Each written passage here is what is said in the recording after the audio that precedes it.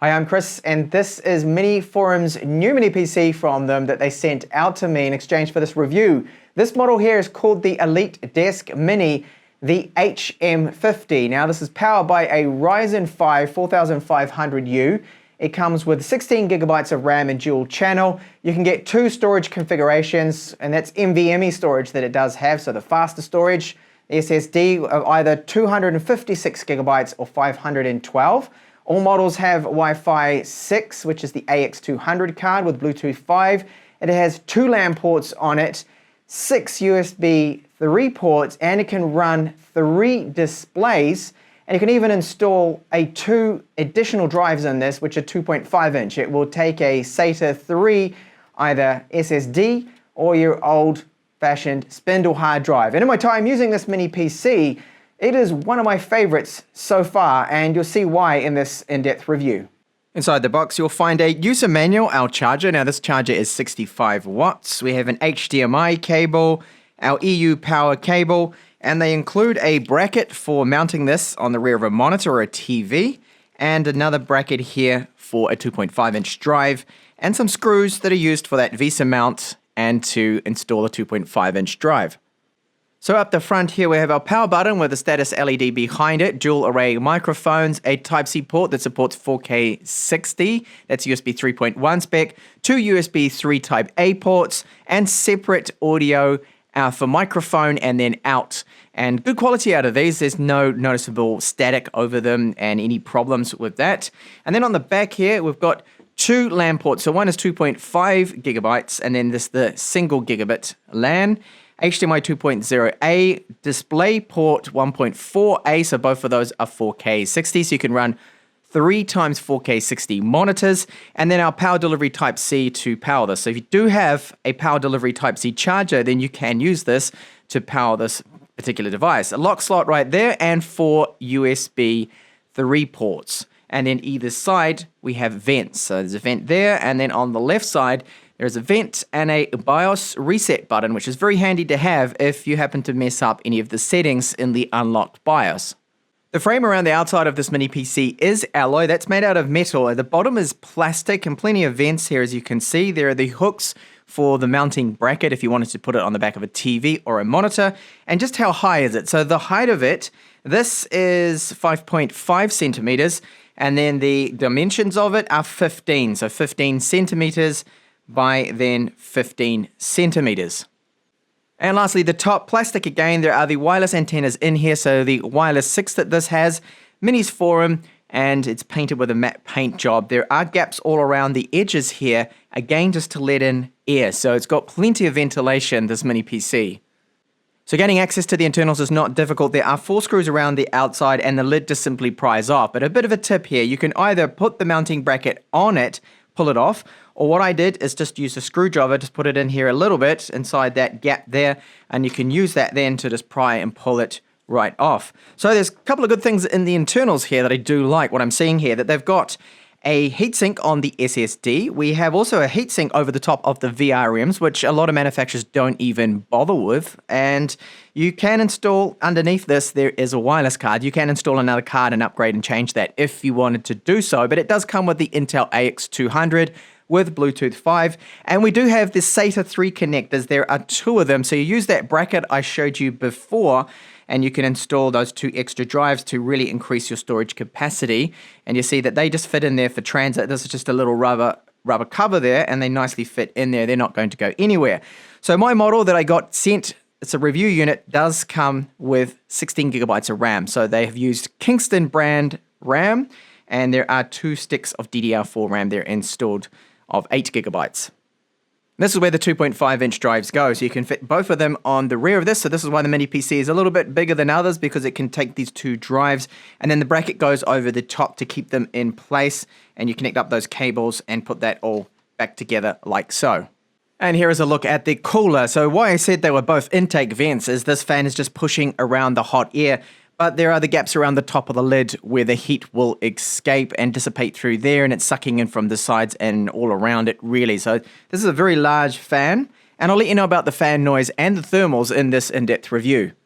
This is one of the great things about this particular mini PC is the BIOS is completely unlocked to us. That means all the advanced settings are available. And yes, if you do mess up some of these, you will end up causing what is like a soft brick and you will have to reset the BIOS. So all the interesting settings can be found under AMD CBS. And I'll quickly show you just a couple of them. So under CPU options, there's many things we can do there.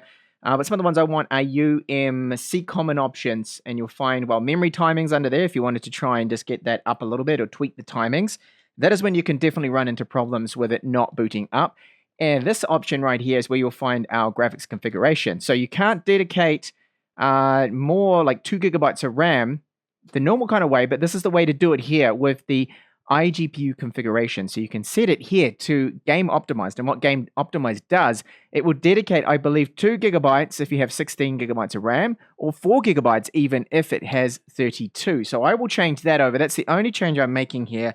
And that's just to give us a little bit of boost there in performance. Fan controls there, system configuration. There's all sorts of things you can tweak with. And honestly, I could go on for about 20 minutes showing you different things in here, which I will not. Now, there is an option to get it to boot automatically once it detects the power state. So if it's on, it'll boot itself on, which is great if you plan to run this as a server. On first boot in Windows, you're greeted with the following pre-installed language packs, which is good to see. It just means you don't need to download them. Now, to run through a few things that you can expect just out of the box with this one. It is running Windows 10 Pro, okay, and it's version 20H2, so that's relatively new. Of course, you need to run Windows updates to get the latest patches and whatnot. And you can see here that I do have 2 gigabytes dedicated to the RAM, to the Vega graphics here. And why that is that setting that I showed you. So if you install 32 gigabytes of RAM, it will then dedicate 4 gigabytes, giving us a better average frame rate and this the lower frames when gaming if you're going to be gaming using the integrated graphics with this one. So the installed NVMe drive is a Kingston, just like the RAM, and this one does have reasonably good speeds. For an NVMe, these are not the best. If you want the best, then you need to get a Samsung, something like the 970 EVO. You could upgrade to a 1 terabyte drive or half a gigabyte if you wanted to there in the future. Now, looking here at our free storage we have and how they have partitioned this drive. So it's just a single partition, which is good. I do agree with them doing this. And you get approximately 205 gigabytes on our first boot. So a little bit about that chipset. This one, of course, is the Ryzen. It's the Ryzen 5 4500U. And this has a maximum turbo of 4 gigabytes. And it has just the 6 cores and the 6 threads with this. 7 nanometer chip, so relatively new. They have finally moved over to the 4000 series, which is great to see. And you can see a little bit more info of it right here, that it's configured with either a 10 watt up to a 25 watt power limit with that one. And this one out of the box is 15 watts here with the power limit. And our network adapters, so who is making that 2.5 gigahertz adapter for our Ethernet? That is Intel, okay? And then we have a Realtek for the gigabit LAN, and as mentioned before, the wireless. So the wireless is very good. You can see right now I have full signal strength, and I have never had an issue with Wi-Fi 6 in this card. I find excellent with my current router, getting transfer speeds around 1.3 gigabit to 1.2 transfers, that's uploads and downloads. So it is excellent there. And you'll see that the disk drive there, if you need to know that model, that is the model of the Kingston drive that it comes pre-installed with. This PC does feel very quick and snappy. All kind of light computing tasks, so internet browser, document spreadsheets. I won't show you that because it's pretty much obvious there. That is going to just power through that. It's very good at that. Video playback too. Not a problem here for the Vega graphics. So this is a 4K 140 megabits per second clip. And there is no issues to play that back at all. 4K 60. Again, this one is very, very smooth, fluid, no drop frames. YouTube is the same for 4K 60, that it does not drop any frames. It does seem to handle that very well without any problems. So I did update our drivers using AMD's website to get the latest chipset drivers, which I do recommend. That's for the graphics and the chipset and everything. And the Cinebench score, this one, again, a really good result here. So 2,374. This is well above a 11th gen Intel chip, even with 4 cores and 8 threads. For example, the 1165 G7 would get around 19,000 points. Sorry, 1900 points. And this here is well above that with the 2374. And the single core score here is excellent too. That's not a bad result at all for only 4 gigahertz turbo that this has maximum with this, which is quite a bit less than the Intel counterparts. Integrated graphics. So if I compare this result with, say, the Iris Xe would be about 1,000 points less on average.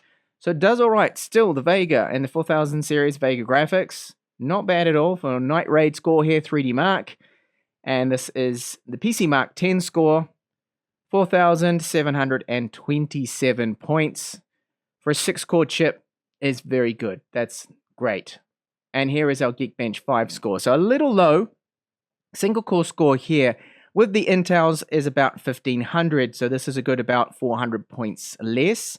But you have to remember it's got just the 4 gigahertz turbo, where the last chip I reviewed from Intel, that 11th gen Tiger Lake U, the 1165 G7, that has a turbo of 4.7 gigahertz. So that's why it gets a much higher score there. But very, very similar multi-core score, considering again that chip has 8 threads, the 4 cores and 8 threads. This only has the 6 cores.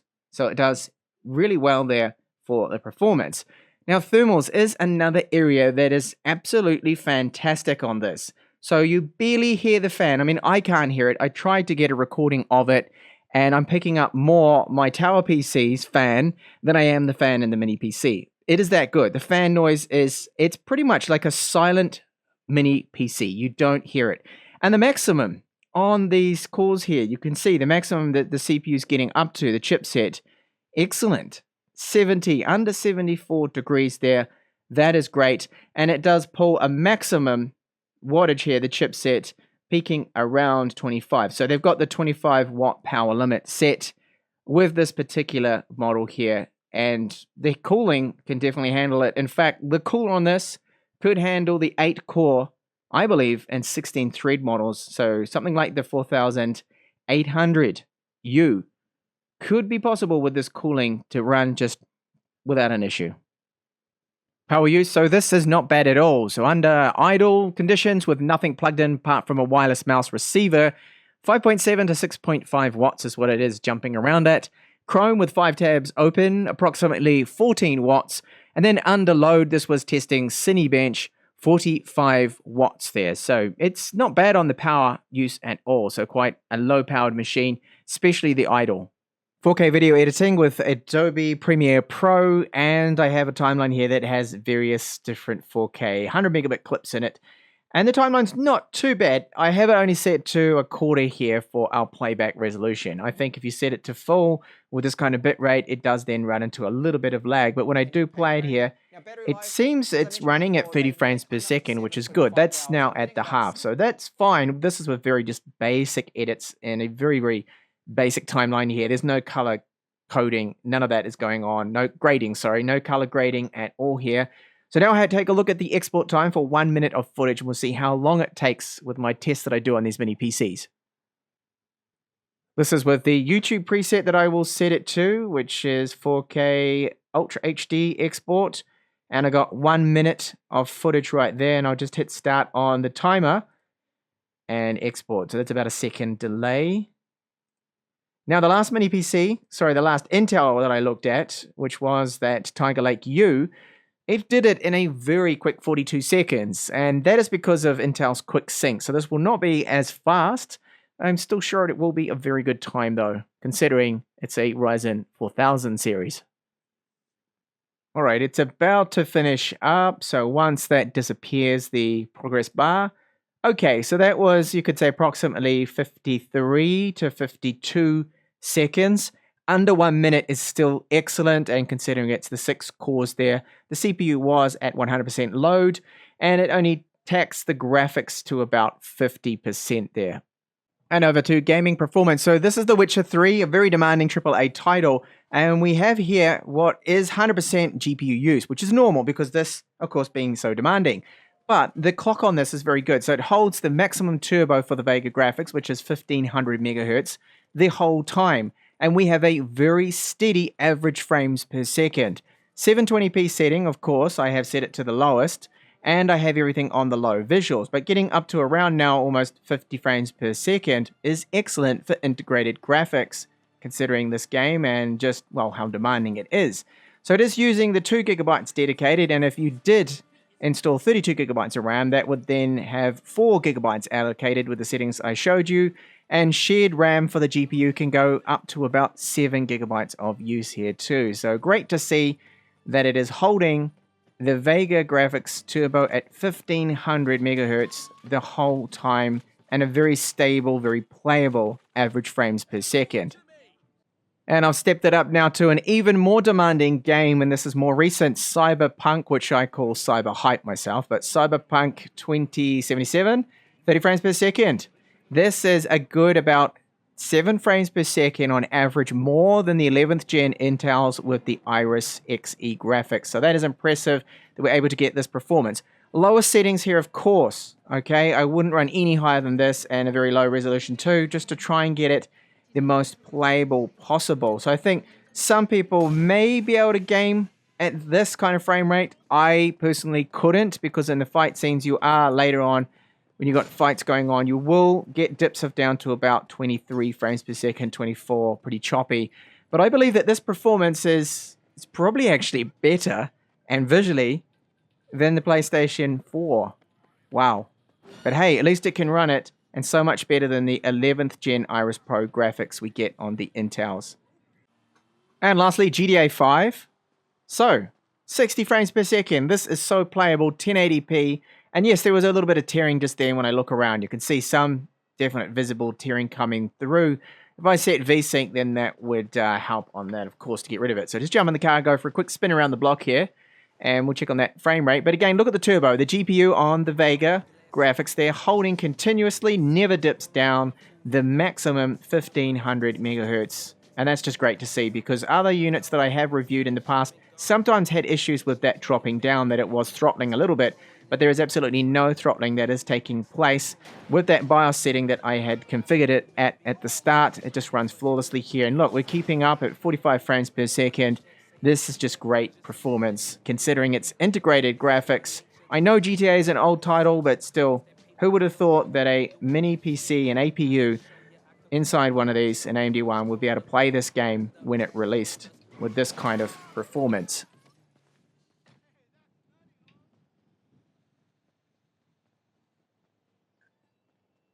Okay, so Linux, yes, it runs perfectly fine on this mini PC, no problems, as long as you go for a new distro. So I checked out the latest one from Linux Mint, which is what I normally always test, and the wireless card was working, so the AX200 is supported. That has the drivers for it built into that distro, into that image, which is great.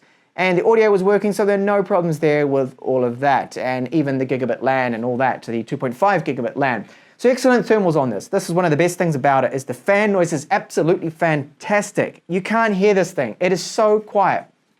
I've got to put my ear up to it to hear it humming away silently, and it's a completely non-offensive noise, and it's almost as good as just being a completely silent mini PC. I didn't hear it ramp up to a higher RPM. I guess the trigger point for that fan curve must be more than the 75 degrees, which is the hottest I could get it up to. So cooling, they've done a really good job. It's a huge fan, a huge heatsink that is on top of that Hexa core, the 4500U from AMD, and that's a fantastic chip. Sure, it doesn't have the multi-threading, which would have been nice if it had the 6 cores and then the 12 threads, on top of that. Or even an 8-core model would be a little bit better than this. Still, performance-wise, excellent, really, really good. And surprised to see gaming performance. If you stick it onto the profile that I used, which was the gaming optimized, that is, it really did help. And the better, slightly better, lower frame rate there, the average was higher. And even to see titles like Cyberpunk 2077 running a good 7 or 8 frames on average better than the Intel Iris Xe integrated graphics. I mean, Intel has really stepped up their game finally when it comes to integrated graphics, but the Vega is still better. It's still a lot faster.